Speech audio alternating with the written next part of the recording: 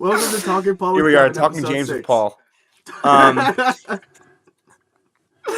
All right, and you wanted to start East first.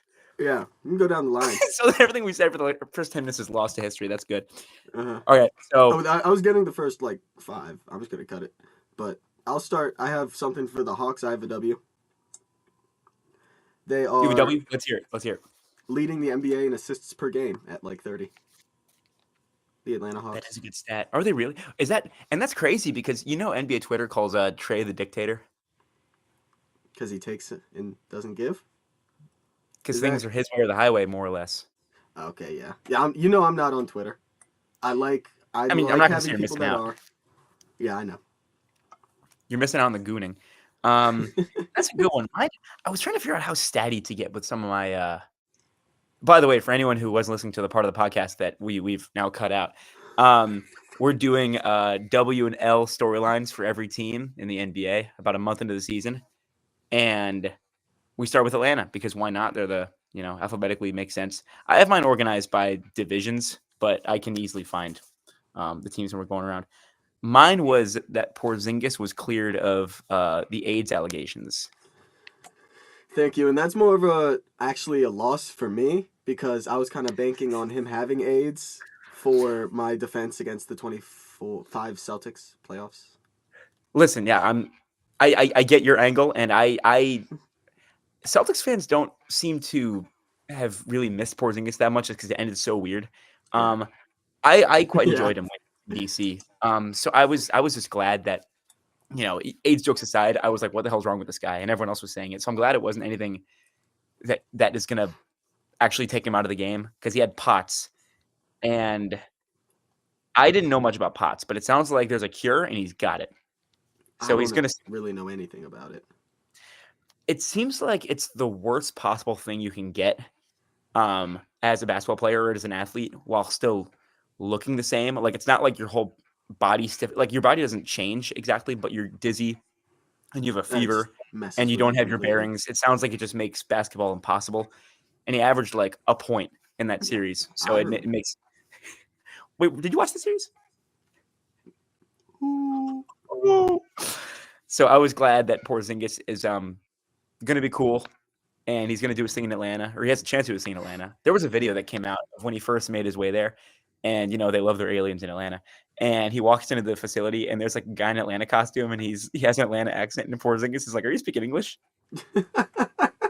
Dude, he's the whitest guy in the world. He really is, man. Like, when he was in the Celtics, there were rumors that he was like Tate coded. Well, because he followed Andrew Tate, like on Twitter. Did he really? I remember he called someone Top G, and everyone's like, "Oh." Yeah, he did a little bit of that. But I think did he do any other Tate stuff? Bro, I'm not gonna lie to you. Like Jaylen Brown might have gotten into his head and showed him that. I'm not gonna lie, because Jaylen Brown a Tate guy? Probably not like Tate, but like weird Twitter stuff. He's like, dude, you gotta check this out, and then it just got him on a line that he should not have been on. They did seem very tight, those two. Oh, they were. Like I saw a lot of those two. I never would have thought I mean, I know Jaylen Brown's online a lot. Yeah. I think JB knows how to keep the cool, level-headed. But when he showed KP the world of Twitter, that might have. I mean, by all accounts, he's been the vocal leader on the Celtics for the last couple of years. Like, he's the guy in the huddle, breaking everyone away. Yeah, definitely looks like that in the That's his leadership role on the team. Yes. Yeah, we want to do the Celtics next. That actually would make sense. True. I'm gonna try to go in order after this, but you got me thinking Celtics because our dear friend Nico in our basketball chat called me on it. I was dead wrong about Jaylen Brown. He has really answered the bell, and that's what I wrote as my W. Jaylen Brown is delivering on what he said what he alluded to it the last couple of years, and actually looking like a top guy when he gets the opportunity. Did you call him Nico on purpose? Yeah, he's Nico. Good. Look at his profile picture. I'll do that later. For me, it's just it's a K for his actual name. Where did Paul go? Where is he? There he is. All right. My W for the Celtics is that as of right now, Neemias Queta has the best net rating among centers. So there was a chart I saw, or not a chart, but a graphic of the 5 best guys, and defensive rating, which is a terrible stat to use for individuals because it's a team metric. Especially 10 games into the season or 15 games into the season. Yeah. But it was all Thunder guys and Keita in the top 5, which I was sort of surprised by. I didn't know the Celtics had a defense like that. It's he just makes a good impact when he's on the floor. We've always loved having that guy that can protect the rim and kind of be mobile while doing it. I like Especially, Keita's good. He's had a weird mix when they have him on the floor with like Garza as well. What do you mean a weird mix? Like they're sort of a weird combination? Like he takes more of a Rob Will kind of role, like that free safety lurking. Every time I can think of it, I do. I'm sorry, I miss him so much. No, it's okay. There's certain guys who you see this on draft people all the time. They have like 3 comps they go back to every time. Like every 7-footer who can screen and roll and can't do anything else is Tyson Chandler. Every wing who can sort of pass and sort of shoot and every wing who's sort of a jack of all trades and a super athlete is McGrady. Yeah, it's just how it goes. So I get it. I need to look. I know that fans love the Rob Will. Oh, we do. We miss him. And for my L, I don't think they're tanking hard enough. I was serious. I don't know what the end goal is. I guess what they're doing works if Tatum comes back, but yeah, right now, are you aware of the Kelce app? You know, where it's like people put their own bets in, and like it's like people made. I see the ads on TikTok. I can't tell if it's one of those like I'm not sure transgender dating apps or the age gap dating apps. You know those ads we always get.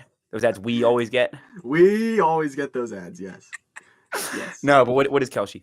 It's like a betting app where you can just bet on like normal things and like not really sports related. And one of the things on it right now is will Tatum play the game this year? And like a week ago it was 50 and now it's at 77%.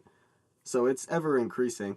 Obviously, I'm going to stick with my guns. He will be ready to play by the All-Star game. We'll see how the team looks. That'll be insane. I was watching what game did we choke recently? No, we might not have choked it recently. Either way, watching a game with Quinn, and he's like, don't you want to lose? Oh, it was a Commanders game, but same principle.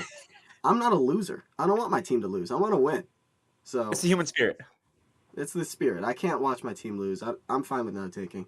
My L for the Celtics, it's starting to, I don't know, it's kind of starting to right its wrong.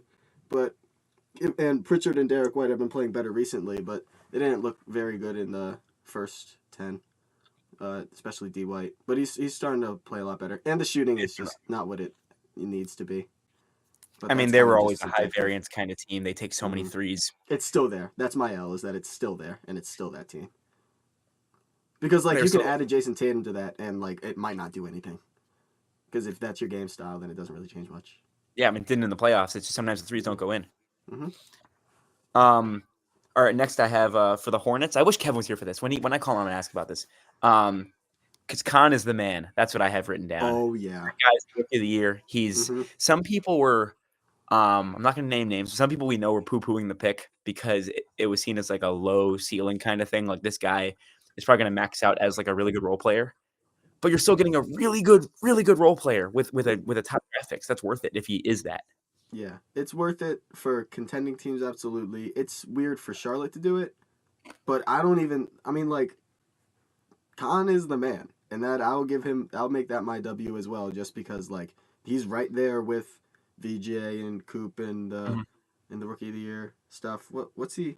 I know he just had like a 28, 8-7 game. It was unreal. It's unreal. He has spots all across the court. He can sort of pass, sort of defend. He can do a little of everything. And he's the favorite for Rookie of the Year right now, and understandably so. I don't think it's strange that Charlotte has him. It's strange if you look at it through like the LaMelo and Brandon Miller and Miles Bridges lens. Yeah. But the Hornets like knocked it out of the park with their draft. They got like 3-ish impact guys. Because they got McNeely at the end of the first round. And I'm not a McNeely guy, but it's not a bad swing to take. They got Kalkbrenner in the second. Kalkbrenner's good.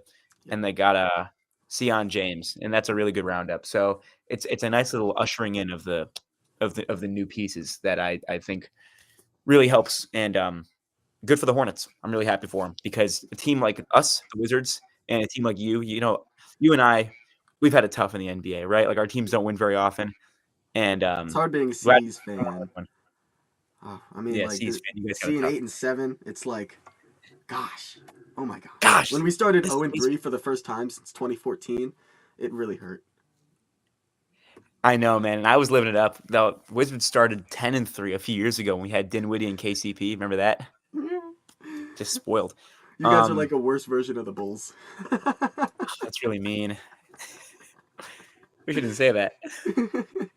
Because it's true. Maybe a little. Either way, I'm thinking. Shut up. I'll You shut lagged and then you came back and you were still talking about it. Yeah. For, for the negative, I wrote Brandon Miller has the 2023 injury bug.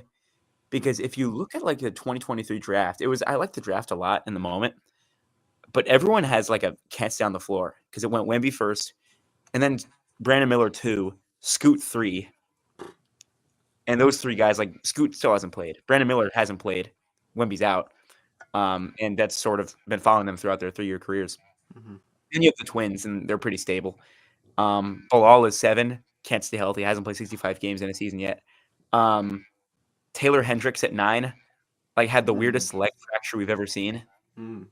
And he's been like sort of phased out of the NBA ever since then, even though he's still gets minutes. I didn't realize that. Yeah. This is a weird theory you have going on, Henry. Yeah, it normals out towards the end, and the older guys show up. But the top guys, none of them can play. And the Hornets, some of them are like, again, I'm not a Hornets fan, but like the fans are sick of being in the basement. And they have some pieces where they can be competitive. Their defense is god awful, but they have enough interesting young guys that they're done being at the bottom, and could really use. They have no wings. It's time to start making some moves. Time to start making some moves or turn the heat up at least. Yeah. Next, I have the Heat. Oh, unless you have any other Hornets thoughts. You have Hornets thoughts? Yeah. You got Hornets thoughts. I know it. Let's hear it. I like LaMelo. I would say my L is it kind of with this whole draft class thing, and they got a new bunch of players. It's like kind of puts you in a weird spot because you want to keep some of these older guys who you drafted like 3 years ago and brought in a little bit recently, like Miller, LaMelo, and Bridges. But then it's like you got this new gang, and then they're kind of taking over town. It could build a weird spot where you're put in between two worlds. I think LaMelo is the guy people looking at there because like Brandon Miller was like he's still on his rookie deal. Yeah. Miles Bridges is 1,000,000 years old, and LaMelo is I guess 4 years ago. LaMelo's the interesting one. Yeah, they got to keep LaMelo. I mean, I don't know. I would keep LaMelo. And they still have the guy that drafted last year at 6 overall, Solon. He's still there. He doesn't really do much, but yeah, he's definitely still there.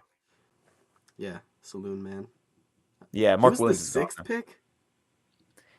He was, and I remember I was at you were there. You were there with me. We were at the Wizards draft event in Capital One. Oh, I remember. And they picked him. And did we talk about this? I remember, even in the moment, and this is going to sound like revisionist history. We were saying they should have picked Buzelis. It was really strange. Like we did not.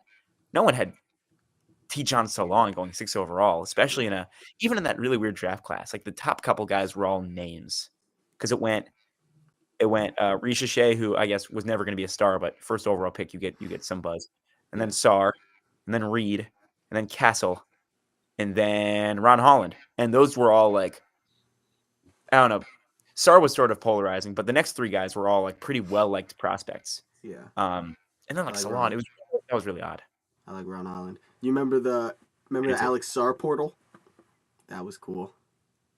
The portal where he sat in the box. You don't remember the box he sat in, and they put him up front. They had like a box, and like it was like a projector box, and then it looked like Alex Sarr was sitting in the box. You don't remember this? Yeah, this was that same night. Did you miss the Sarr box? Dude, I missed the Sarr box. Damn, man. Oh, that sounds awesome. I wish I'd been there. That's pretty funny that they had that because they just knew they were going to take Sarr second overall. It was after they drafted him, and they're like, here's our number 2 pick, Alex Sarr. Oh, you mean like they showed on the TV? Like it wasn't on TV. It was on like the ground floor, and like by like the left side to where we were sitting, by like where the things start to go. You should have taken pictures. Yeah, I don't take enough pictures, man. That's my fault. Listen, ask Jason. He was there too. He takes hella pictures. That's the thing. I don't take pictures. I'm a total picture parasite.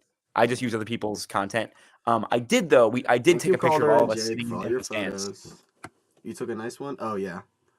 Yeah, I'll text it later. And it turned out to be a very good night. I think the Wizards. We'll talk about Star later, but I was suspicious. Yeah. I was happy we got him.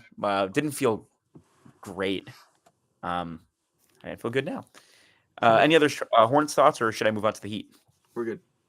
All right. Well, let me ask you. Any Heat W's you want to rattle The off? Heat W is the pace that they are playing at. I looked more into the Heat after the last episode when we talked about it. I looked at the pace stats.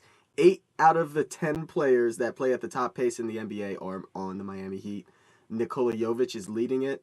I'm not really sure how the pace stat is like put into the number, but there's a number for it, and his is the best. So that's what I know what you're talking about. Did we talk about the Heat's pace in the last podcast? You mentioned it, yes. You talked about watch out for them. They've been playing fast, and I want to add how it's an anti Jimmy Butler offense. It is because Jimmy dribbled the air out of the ball, man, and sometimes there was no rhythm.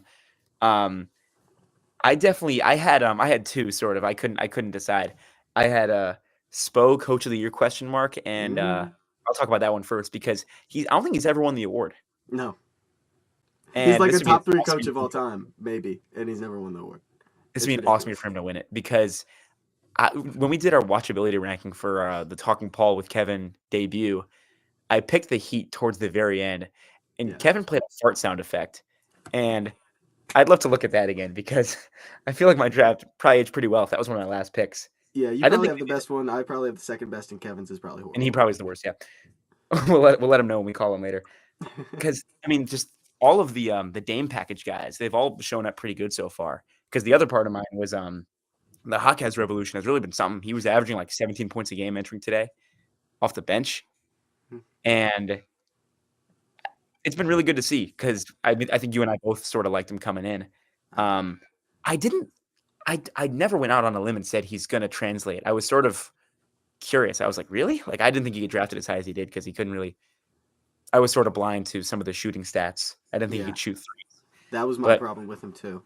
He had the mechanics, and he shot it for half of a rookie season, and then didn't for the next 18 months. But he's back now, and I was sort of for my L. I considered putting doing like a week like how will Tyler Hero work in the offense take, but I didn't feel good about it. And then I thought about it. And I think Tyler Hero is actually going to work pretty well when he comes back because they're asking a lot out of Hawkes and like Davion Mitchell as like these shooters, semi-initiators, and that's the thing that he can do. So I think that's going to work. They won't skip a beat when they add him. Yeah, and I think he'll play well with the pace as well. He can. He has that good thing where like you're running on the 3, and he kind of goes to a quick stop on a transition. He's a great pull-up guy. Like he really does a stop on a dime like that. Yeah, so that's something that really used to annoy me about him. My L with the Heat is that their best player is like Bam. You know, how far can you go? Not gonna wow you. Even though I feel like every year he quietly does get better as a shooter every year, which is funny because 5 years ago people were really on his ass about that, saying like this guy has got to learn how to shoot. He had like a point. He has points in the season where his like mid-range elbow shots kind of unguardable, and sometimes he's taking pretty routine threes too. Is he? Those I are feel like he those I care almost every time. I only speak in the Heat as like a playoff form. I don't really like their regular season. I'm gonna assume they're gonna play at the same pace, maybe even a little bit faster. But once it gets down there, Bam, he doesn't make those threes. Like their regular season, they're just there to like I don't know, get the 7th seed. Yeah, they're gonna sneak into the. They love the play-in tournament. They love the play-in tournament. I asked our Heat reporter Tobias, what his negatives were because I feel like this is a team that was sort of hard to find negatives with. I feel like they've had pretty good vibes so far. And he said, no more Duncan fart because he did not like Duncan Robinson during his last couple years with the Heat. And I looked at Duncan Robinson's stats, and he's shooting like 40% from 3 on like 7 shots in Detroit right now. Yeah, I heard he was playing better, but you know that'll last. He's so streaky. How long? Yeah, it'll go on for however long he wants it to go. And they replaced him. Basically, I don't know if it was a trade, but if it was essentially a trade without being a trade, if it wasn't, but they replaced him with Fontecchio from the Pistons. Simone, and he's posting almost identical shooting stats, but on more points a game because he can do a bit more. Yeah. As a scorer, so it's just fun. And I feel like he has like identical, like the way he like crooks his wrist when he shoots. To I feel like the release looks the same. to who? Duncan. And that's me. You. Nice. Well, he's a good 3-point shooter, so I'll take it. He is. And the other sort of quiet negative I have, they might have. I'm looking at that Jovic extension they just gave before the season started. Not a fan. It's not good because he's in the Spo doghouse like all the time. He's a lot of people like him as a prospect. He does some things well sometimes, but I'm looking up his contract now. He is making a good amount because he was due for his first extension, a 4-year, $62 million deal. Okay. Not nothing. Honestly, Not probably a nothing. good trade ship in like a year or two. Very possible. Right. Any last few gonna be, thoughts? yeah, they'll be a selling team in next 3 to Interesting. They're 5 going to be years. sellers? 3 to 5 years. I'm talking about with like this Jovic contract. You know, they'll trade him with 1 or 2 years left. Okay. I think. All right. I went to the other Florida team next. Orlando. Because this would have been a lot tougher last week, but you could see sometimes.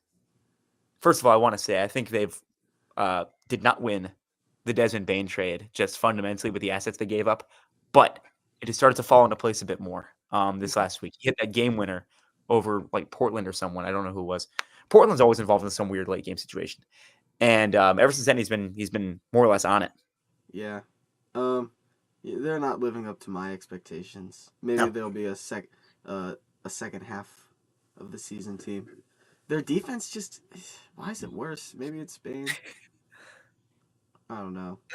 You know who it is? Listen, we were saying this for years. I think it's Tyus Jones, man. Like that guy doesn't help with anything. No. Why is Tyus Jones? It's definitely Tyus Jones. Like he eats minutes. You're right. Because Bane's not that bad of a defender. Is that our L, Tyus Jones?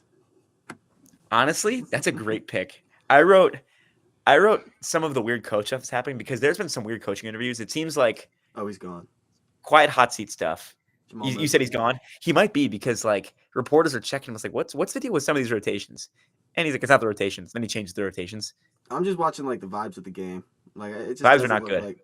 Like he's just kind of doing like the come on, like the not quite hands in the pocket like Ham, but like an interim. Yeah. Also, just I don't want to get into it again. We get into it every podcast, but some of the Paolo stuff isn't super savory. Any Magic opinions? They'll pick it up. They'll pick it up, and they'll be a fun team to watch. Be horrible in the playoffs. God awful. Oh man, you're definitely. I hope you're not right, but you definitely are. Yeah. All right, last team in this Southeast Division.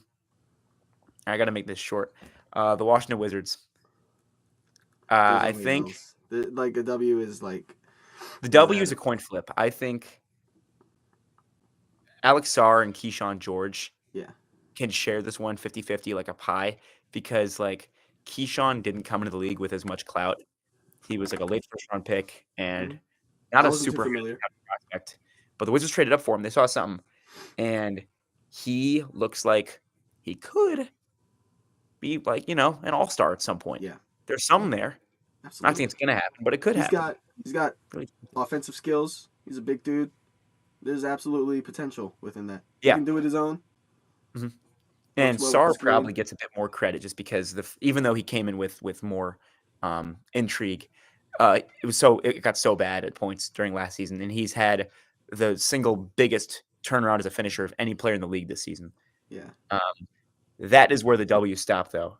I think I actually thought long and hard about the L's. I think I actually went with the players only meeting they called after the Nets game.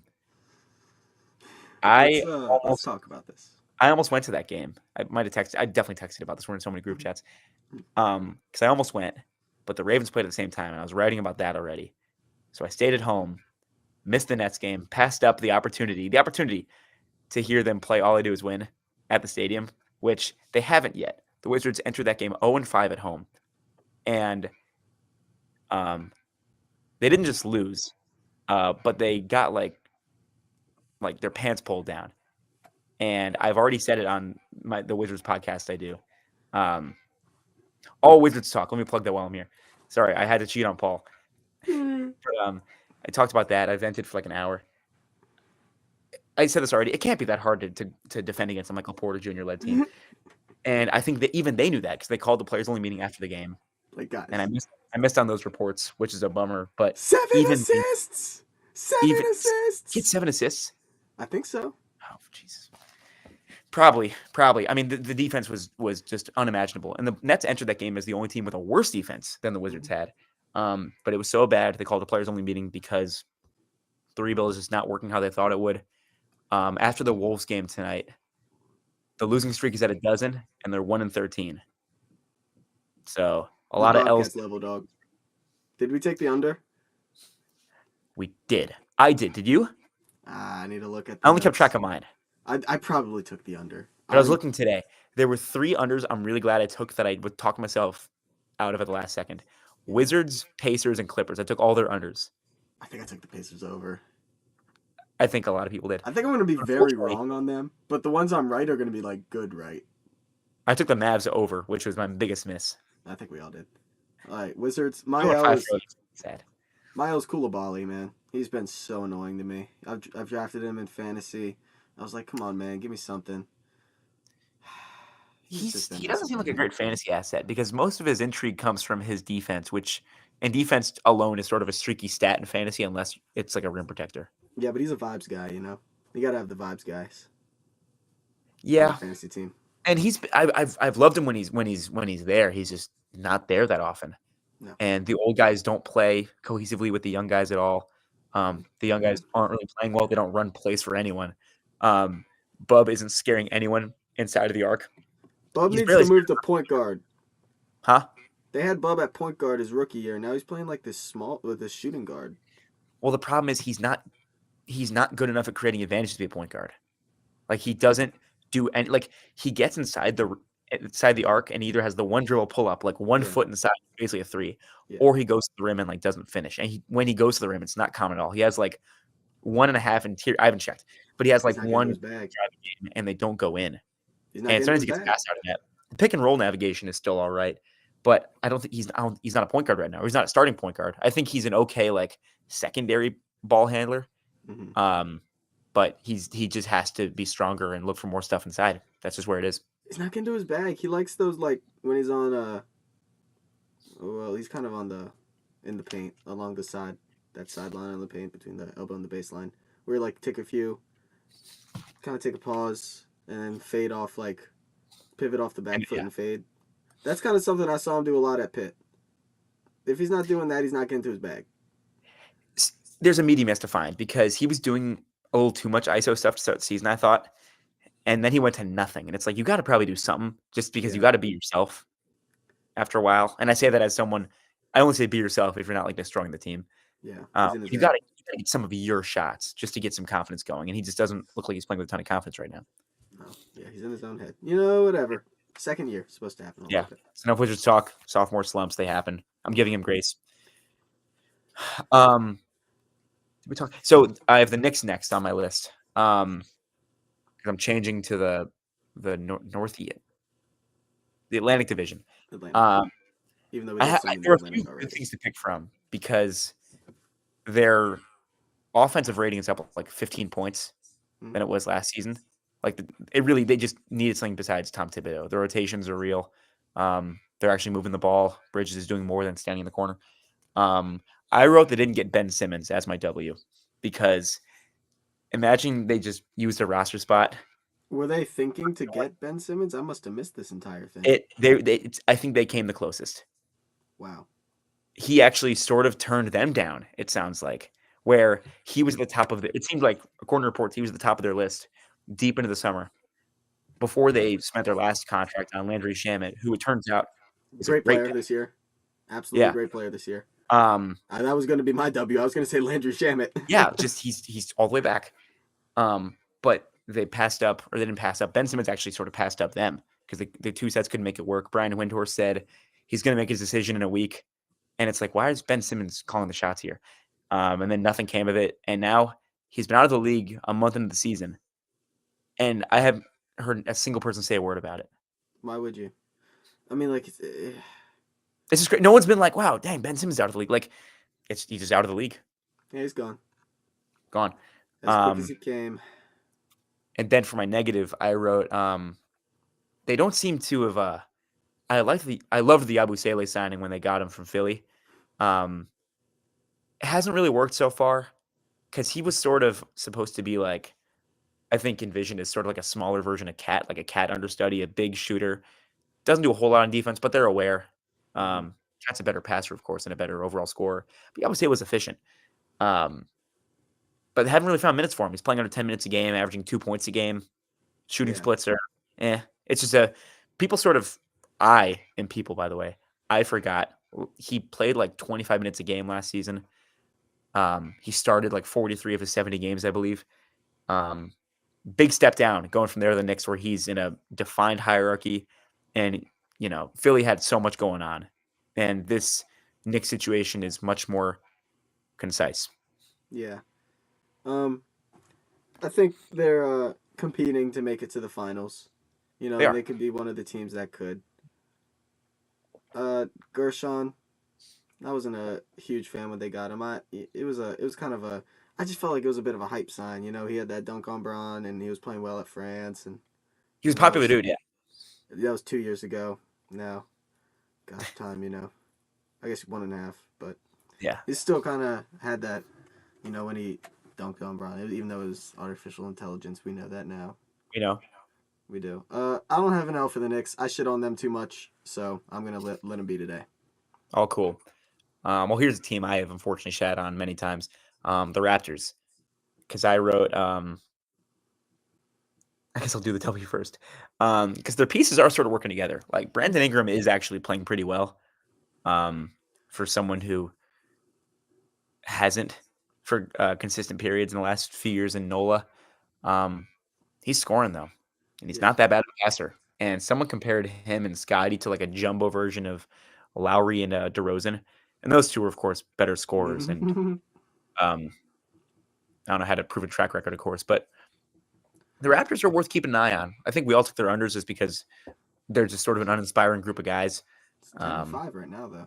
But they have a great defense right now, and almost all those 10 they started like 1-4, something like that. I'm probably wrong about that, but they walked into Cleveland and won there a few nights ago. Right now they're winning everywhere, and they showed signs of that defense at the end of last season, and they still got it. So bully for them. Yeah. Yeah, they're a flowing offense well. My W for them would be Jamal Sheed, second-year player. Yes. Yeah. 5 assists, 1.3 turnovers. That's 5 assists a game? 5 assists a game and only 1.3 turnovers. That's 3.8 something. Jokic is sitting at 3.5. I think it might be. Oh my God, Tyus Jones! Tyus Jones! Oh, we're Tyus Jonesing all over again. God, I'm falling for it. I'm falling for it in real time. God, no. He's going to end up on the Celtics next year, and you're going to love it. I'm going to love it. Jamal Sheed. Jamal Sheed's good. He had a game winner against, I think, Washington last year that got waived off the last second. I did sort of feel for him, even though the Wizards were laughing at him. My unfortunate thing is for Toronto, I still don't really want to watch them very much because I don't know. I don't love Raptors vibes. And those players still don't get me up in the morning. I don't want to hate, but I don't know. I'm still not totally tuning in to the degree maybe I should be. Yeah, my L is that I really only know. Well, first, the real L is the water bottle incident where Brandon Ingram spiked it on the ground. That's a great call. I should have said that instead. Not cool, Brandon Ingram. Yeah, that's the real L of the Toronto Raptors. But it's like, I'm not watching y'all. I know Jamal. That's my guy, Jamal Sheed. I know B.I. Grady Dick. Funny name. Other than that, of course. Brandon Ingram, midget. That's how it goes. Brandon Xavier Ingram. That's my boyfriend. At some point in this podcast, we're gonna do. Oh, I know what you're doing.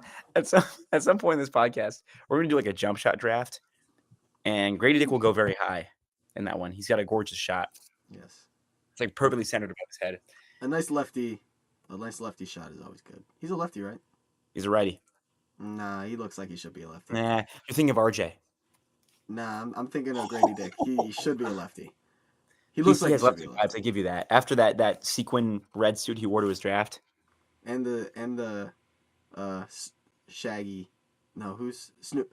Scooby. I think with the Scooby costume. That has nothing to do with left hands. So something's divide thing. Yeah. I have the Nets up next. And for the pros, the MPJ trade isn't that bad so far. No. Just because Cam Johnson is not looking great Even on the Nugs. if Cam Johnson were just kicking butt right now, I don't think it would be that bad because they just needed a tank commander, and he is by and large a much more helpful tank commander than Cam Thomas was. Because MPJ is just sort of I think he's like somehow less of a ball hog than Cam Thomas is. He passes a bit more, which is sort of stunning. He's like actually a defender. He's been like a good passer. Yeah. Yeah, so Cam Thomas hasn't played in a few weeks, and I don't know, watching MPJ and just the guys, I think it's exactly what they wanted. Igor Demon.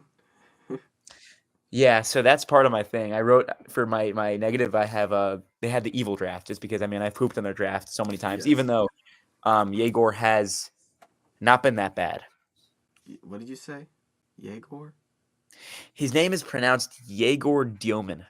Oh. I had to get that right. Take some of the aura out, I know. Oh. Not Igor Did you Demon. see? Oh, I think Nico just sent this in the chat, but that they told MPJ you can't talk about certain things on podcasts. they finally got to him. Took him 2 months. It took a month of the season, and God knows how many months of the off season. Yeah. God. Any Nets thoughts? You just made me think when MPJ was talking about litter boxes in high schools. Or yesterday when he said he would just crush the WNBA.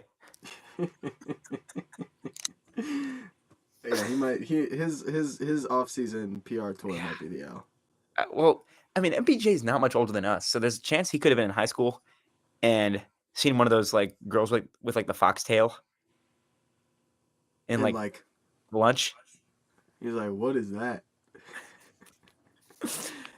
I have Philly up next. Oh, it's a fun one. And mine were actually pretty tied together because the pro is just, they just stumbled on just a new era of guards that we've touched on in previous episodes. Our East versus West unfair edition episode, we talked a lot about that they just have like maybe the best guard rotation in the league, especially if McCain's still working himself back. He's not all the way back. But that ties into my negative, which is potential changing of the guard. Are they under the gun of having to move into a new era? That sort of raises some interesting questions for them. I was thinking about Tyrese Maxey earlier today and how he's just kind of like an evolution of what I kind of want a point guard to be, which is just like so fast, can handle, can pass, can shoot, will finish the layup, fine on defense. He can get some steals, and he's a good player. Strong. How? Doesn't look it. He's huge. He put on some weight. I remember that one where he had the little polo with the collar. Those shirts will make you look jacked if you got. Oh yeah, I know what you're talking about with the white one. Yeah. I think every generation of basketball has a version of this guy because like Fox is the generation before this, and Wall was the generation before him. Rose, of course. I'm thinking all the way back to AI too. Yeah, I guess. Yeah, AI wasn't like the speedster. It's evolved. He's still fast. But he was also just the way he gets downhill. Good downhill guy. That's definitely true. But it sort of begs the question of, you got Embiid and George Paul on that team as really big contracts and they play sometimes. And yeah, some Philly fans are already more or less turning the page on that era. Philly is such a funny place. They really are. Did you have any Philly notes? Nothing really in particular. I just think you're in a weird spot with Joel, and I'm really feeling bad for him because he's so good, man. And when I would watch him play, when he's like playing his game and the team's his, it's like, it's really good basketball. But this is a completely new team now. I don't know what's gonna happen to him. They drafted their way into this problem too. It's a weird problem where no one else has this combination of like they drafted almost too well that it raises these sorts of timeline concerns. But like OKC had everyone like on the same timeline. They were all. Maybe this will be a problem in a few years when their picks catch up to them. So maybe you're right. But Embiid and Paul George are like older fellas, and they're Pause. Here we go. I'll have to put those two together. It buffered a second. epic. All right, who are we moving on to? Cleveland, I have first because one thing I wrote, it's sort of reference humor. Sorry, what's that right? I wrote Mitchell is backing up everything people were saying last year because he was first team All NBA. But like, this is gonna sound weird. He wasn't like convincingly the clear best guy in his own team. It didn't feel like it was just such a he good didn't have team. best year. And he's such a good player, and it was such a good team. It made sense, but he wasn't 100% backing up. You know how good Donovan Mitchell is. He's averaging like 30 a game this season. He's putting up like some of the better shooting splits of his career for someone who takes as many shots as he does. And he really is everything that he was said to be last year, even though, of course, we already knew who he was. Yeah. They just played the Rockets tonight. He didn't do much in the third quarter, but in the first half. That third, and it's just like when he's on his game, you can't stop him. He's one of those guys. It's beautiful. His pull-up three, his getting down, his finishing at the rim is so much fun because it feels like that basketball stays up in the air forever. It's like Curry. He's a huge dude. He's a tank. He's massive. He's a tank. You can't stop him when he's going. We're gonna talk about this later. I think I talked about this with Did I skip this? Oh yeah, I actually wrote. We're gonna double dip. So for the Hawks, we forgot to do the negative, and I wrote Trae Young and his value are victims of the no more small guards movement. Interesting. Because those sorts of guys, worse versions of that player, like we saw, like Simons and Sexton, get sort of shoved off to new locations over the summer without much fanfare. Yeah. And those guys aren't all-star. Trae Young's an all-star. And now that his team's playing so much better without him, you start to wonder about his value, how desirable he is around the league. And Mitchell sort of avoids that because he is a one of one. And there's no one in the league who's as small, strong, and athletic as he is with that kind of scoring range. Mm-hmm. And this is cool to see like a one of one because people were comparing him to Wade when he first showed up or first became popular around the turn of the decade. Doesn't play like Wade at all.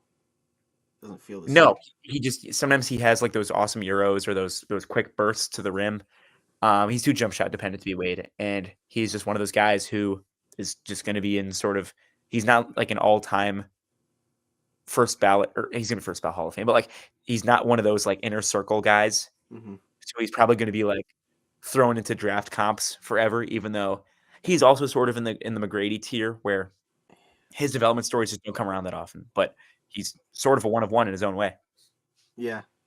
Whenever I think of Donovan Mitchell, I kind of start to think of like D-Book, and I forget that like D-Book is a bit taller and plays a lot differently. He is a one-on-one. You can't really. They play extremely differently. Like D-Book is just more mid-range. He has it just comes down to honestly, it's sort of in the jump shot too. Like that's just sort of like a jump shot's like a player signature, and you can see it there. Where Mitchell's is such an athletic jump shot. You see it in the knees, the way he springs up. Yes. You can like watch the power go from his feet to his wrists. Whereas Booker's like he shoots from everywhere in the court, like one of those heat maps that he does of where his shots fall. Yeah. The whole court would be red because he can shoot from anywhere. He can make it from anywhere, and his jump shot just looks like much more relaxed.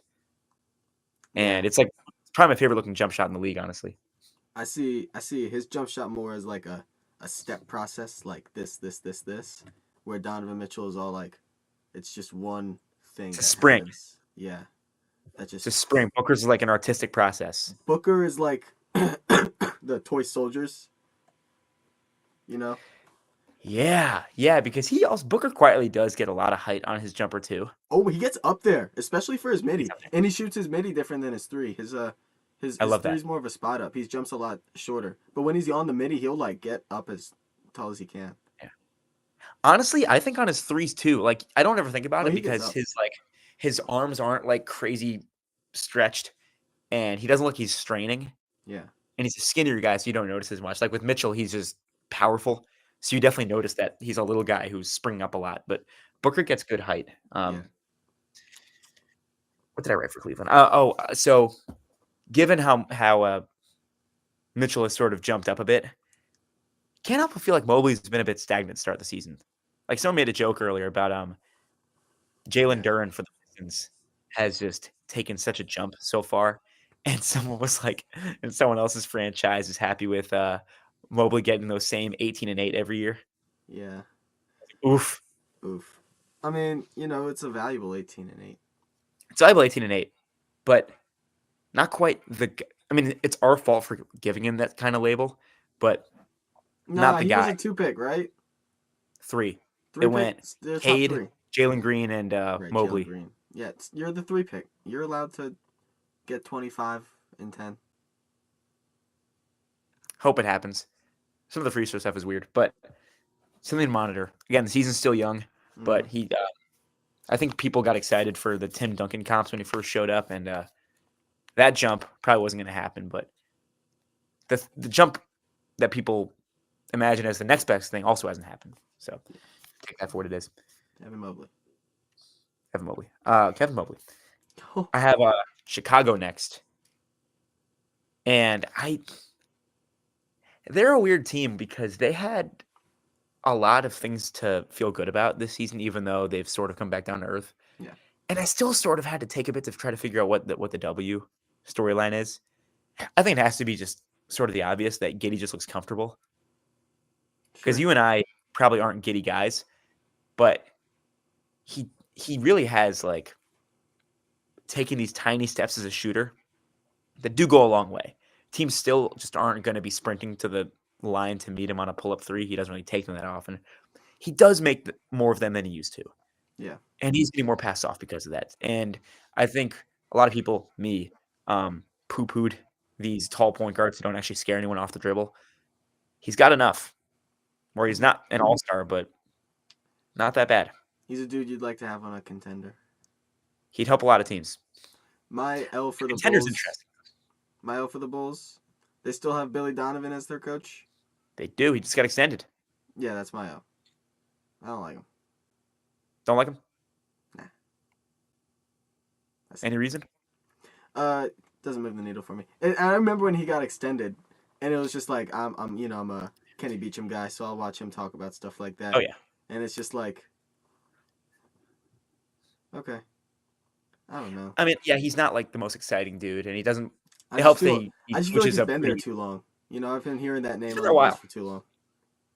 I don't have an issue with him being there as long as he have because he hasn't had a ton of resources to work with.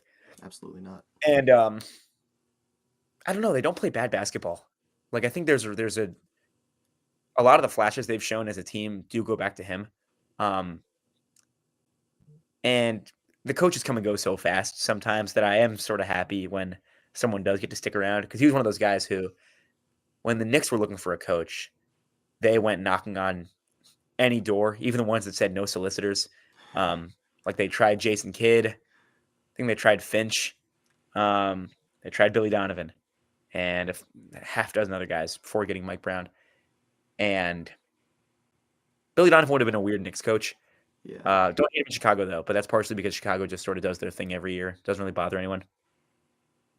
Yeah, they had their time in the sun. Now they're enjoying their riches.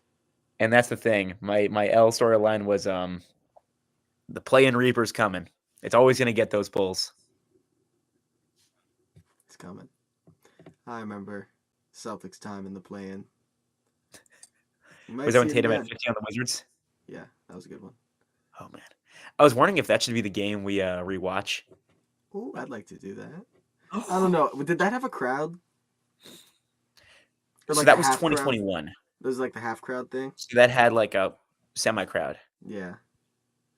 God, I always remember that first 2021 season game when Tatum hit the game winner over Giannis. When we'd have like the banners and the backdrop. Awesome. Yeah, Kevin loved that game because Kevin actually watched that one. Wow. Incredible. All right, if you have no more Bulls thoughts, I can talk about the Bucks. What do you think? You all good? You probably. Bucks. Yeah, I figured you've given all your Bulls thoughts. Credit to them on their free agency salvage run because Ryan Rollins, pretty good. I love him. I love Ryan Rollins. I'm a Good Ryan defender. Rollins I didn't fan. give him credit as a defender in the past, but he's a long dude. Yeah, that's my W. Ryan Rollins. I Is it in like your Ryan fantasy team? Rollins. I didn't pick up quite on his defense like you have. I've really just been watching him operate the offense in a fun way. Teams need point guards, man, Mm-hmm. and that's a good rotational point guard, even a starter. Yeah, Like he did hit a tiny wall last week, but then he had like 24 again yesterday. yeah. As long as he's shooting. Yeah, and I mean the Bucks basically re-signed everyone, no, almost everyone except for Brooke got brought back. You know, Bobby Portis isn't as popular with Bucks fans, but they got Gary Trent, who's also pretty good. Cole Anthony was okay for a while, not Yeah. so much. I don't know. They could have done a lot worse. Could have done They worse. definitely. It definitely. I consider having this as an L, but what can you do? They basically swapped out Dame for Miles Turner, which I mean, not great. What could I mean? They did what they could. Miles Um, Turner. and for the L, I just put Darvin Ham past cup season because he's going to use all his value in the next month. Are they gonna win it again with Ham? Probably. That's so funny. Bucks aren't That's bad. so. I can see it happening. That's Like so funny. The fact that people, he's the goat. people poop on the cup games sometimes, but they are sort of revealing in their own way. Where you get the occasional breakout teams, like in the first year, the Pacers went to the finals of Yeah. of the cup. Not nothing. Then the Thunder No. went to the finals last year. So Hmm. you see who means business. It kind of does. It shows who has the competitive edge. Yeah. Yeah. Who I can like make cup games. competition where there isn't any. I just can't watch Timberwolves cup games. I can't get Mountain Dew myself. Court.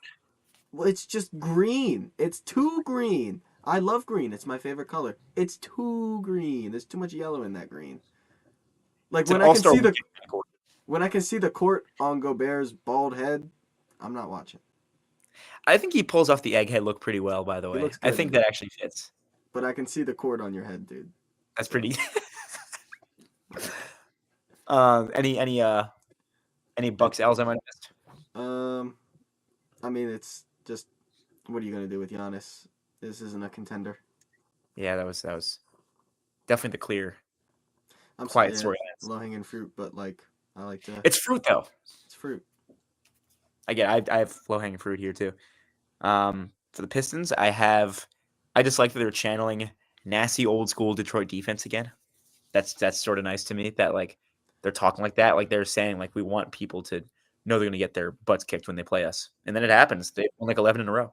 Yeah, 12-2, sitting at the top of the East. Unreal. Unreal, looking great. Absolutely playing fantastic basketball. Jalen Duren, like we're talking about earlier. He's like going on stretches where he's putting up 30 a game. I'm watching him at the perimeter, like going tween. I'm like, what is this? He's looking Really like talented. it looks like Andre Drummond in the closed gym videos. But the shots go in. But the shots go in. It's incredible. So that's the And a W. weirdly good free throw shooter this season too. Hmm. He was at like 80% until a few days ago. Interesting. But yeah, rotation's good. Yeah. Cade good. The thing I wrote though, Yeah, what you got? Ivy. What's gonna happen there? I forgot about it. Because I think we can say that like Cade probably works best when I hate to use the NBA Twitter nerd buzzword, but like Cade probably works best in sort of a heliocentric kind of situation where he's probably best when he's surrounded by shooters. Mm-hmm. And Ivy was shooting pretty well last season before he left, but it's on a pretty small sample. Maybe he can keep doing that. I said left like he took a sabbatical. He's injured. Maybe when he comes back, he can maybe help with some of the turnover stuff. But I think Cade's probably best with the ball in his hands about as much as it's been. What do you do with Ivy? 6-man. Oh yeah. I don't know. That's every time I'm like, you have a dude who's starting who needs the ball in his hand, and then there's like someone else on that team who can also like get you going. I'm just like, yeah, you go 6-man now. 6-man. Any what do you have for Detroit? I didn't put any else. I think they're playing too well. They're very good. For me to One of those teams where it was a lot of positives to take away from them. I'll have some more in 25, Sure. 30 games to the season. And last Eastern team is Indy, The Pacers. which was sort of a bummer way to go out for this conference. The W seemed pretty obvious. Tank's looking great. The tank is looking great. I'm with it. Tank's looking great, and I said they're in Miles Turner's Rainbow head. drip. Hopping up on an ain't no drink. What's that? The VJ or the song on Twitter? AJ? Yeah. The Gunna song? Yeah. Yeah. They're looking good for that. They're looking good for that.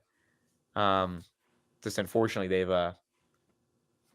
they've done something to the basketball. They're paying off the debt they got to get to the finals in the first place because they can't catch a break. They actually, until tonight, they actually beat the Hornets behind some really good shooting, it looks like. But Nice. it got ugly, man.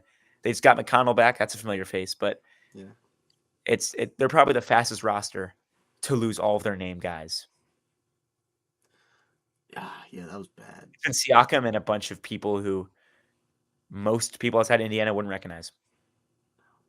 Yeah, I don't really. I think you'll get a good draft pick. That's all I'm really thinking about with the Pacers. I'm not. That's all I can think about. You know they've never had the first overall pick though. Really? Yeah. What a time to get it. If I'll tell you who it's not going to. That team's the Washington Wizards. I can tell you you're right. I'm not going to fool myself. Last season really burned me. I did. I definitely told someone this at some point. A few weeks ago, I looked through our chat log from when the picks were announced. Yeah. I remember this. It was so funny reading it over again. We actually weren't that mad when the Wizards got 6. Yeah. It was like, of course, it was a lot. The conversation actually ended pretty quickly. It was when the Mavericks got the first pick where it exploded. And I read it and everyone was just furious. That made it 10 times worse in the moment, which I just forgot. I was hanging out with Steven when this was happening. How'd you take it? I was just like, are you kidding me? Are you kidding me? Were you watching this and like Steven was there, or were you just sort of processing? I was following on my phone. And like, oh, so you're looking at the group chat while this is happening. YouTube TV is like a little bit behind, right? So I'm getting texts. I'm like, this is a lie. But whatever. We're here now. Nico's gone. Dallas is gonna move to Vegas, and they're gonna be the Gamblers, the Las Vegas Gamblers, and Cooper Flagg's gonna win them 6 championships. They might as well call it the Vegas Gamblers. I hate how much they're trying to make Vegas a thing in the NBA. Yeah. Do you want to do West full send? We're about 45, 50 minutes in. Oh, bang. We got this. Great. You want to go into the West? Oh, you think we should stop? I think it would be well advised to give Kevin a call and see what he thinks. What time is it? Is it late enough for Kevin? It's 12:08. 12:08. Here's my thing. My computer's also pretty low on battery. Okay. We're going to be... So 17, it was 38. So we're a little bit... Let's give Kevin a call. Let's see what Kevin has to say. Okay. This could either be a halfway point or an ending. We'll see. Well, I was wondering if we should just like... I kind of like the idea of a part 2. I like. No, I'm saying like should... So you think we should come back and record the other half later? Or do a full send and chop it in half later? Ooh. I can... Let's come... You want to come back later tonight? What time? It depends. It depends. How late are you going to be up? Not that... I don't want to be up that late. No, I'd honestly rather probably do a part 2 of this. So I can have more things for the West. I didn't prepare much for the West. Sure. How much of the last minute can you cut? I can wiggle stuff out. I was planning on... Because we're literally just talking like we do in the group chat right there. Yeah, well, I was wondering how much of this is just going to be on the podcast, like us talking about, like... Our scheduling? Is this going to be like a Flight Reacts thing where, like, someone's going to hear it later and hear, like, we're going to edit this out, and then it's just right there? No, I'll get it, man. I can cut. That's, like, something easily done. Yeah, I was wondering how because we probably haven't ever actually cut anything in here. No. I can call him. Well, all right, guys. Now we're back from the cut, and we're calling Kevin. I'm going to go to FaceTime.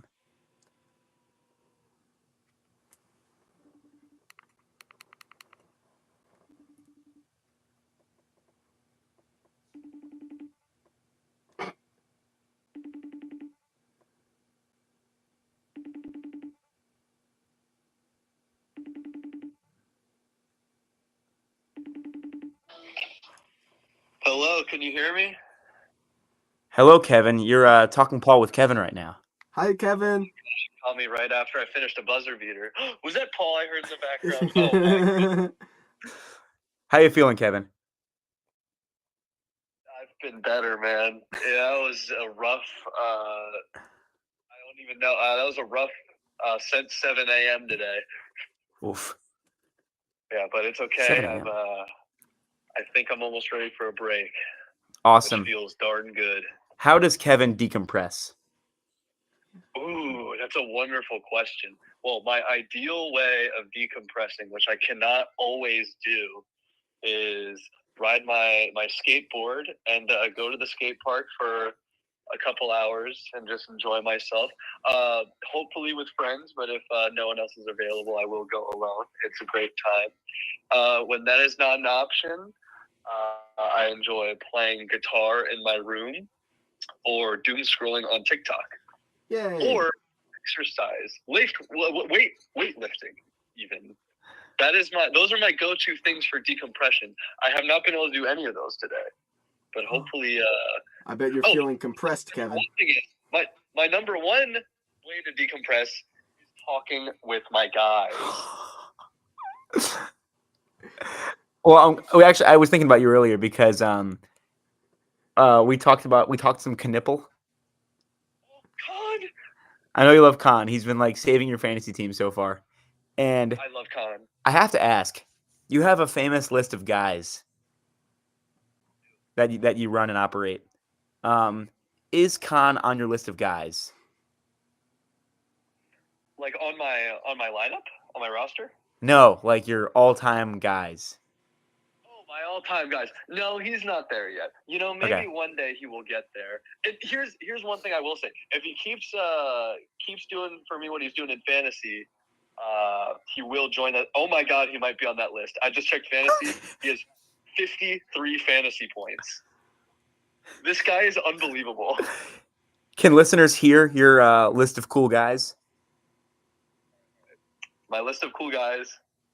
I think number one will be Zion Williamson.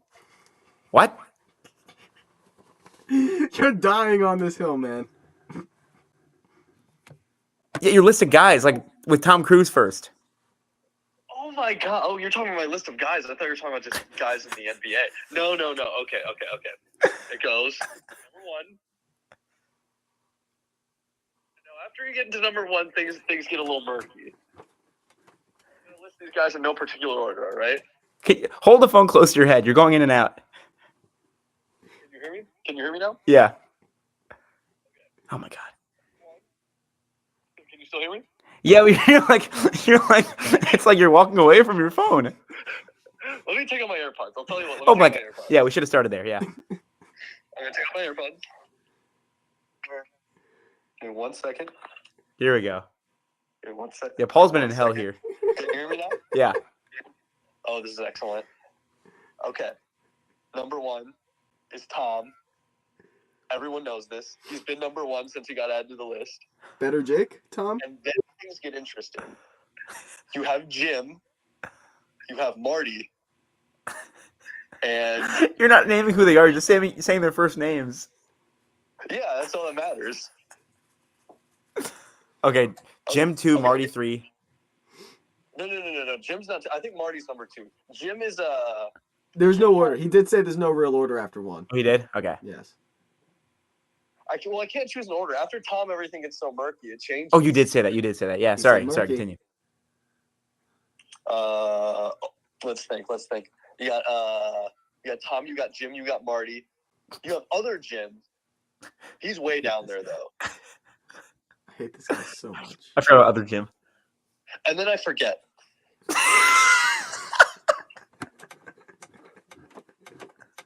Is that so wrong? I forgot they're like literally all Mission Impossible. Wait, no. What about John Walker?